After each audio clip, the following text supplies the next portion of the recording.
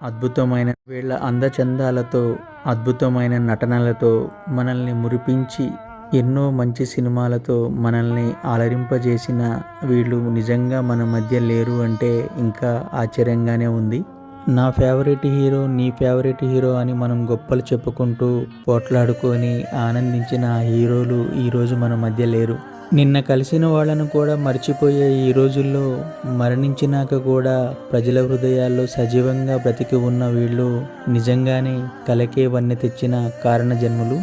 డబ్బు శాశ్వతం కాదు, అందం శాశ్వతం కాదు, అసలు మనిషి జీవితమే శాశ్వతం కాదనేది వీళ్ళని చూస్తే అర్థమవుతుంది. ప్రతి మనిషికి మరణం అనేది తప్పనిసరి. అది ఎప్పుడు ఎలా వస్తుందో ఎవరికీ తెలియని పరిస్థితి. తెల్లవారుతుంది, రాత్రి అవుతుందంటే మనం కూడా ఈ లోకాన్ని వదిలి వెళ్ళే రోజులు దగ్గరకు వస్తున్నాయనేది మనందరం గుర్తుంచుకోవాలి. ఈ లోకంలో మనందరినీ వీళ్ళ పాటలతో మైమర్పించి పరలోకానికి ప్రయాణించిన వీరందరూ ప్రతిరోజు మనం వినే పాటలో బ్రతికే ఉన్నారు.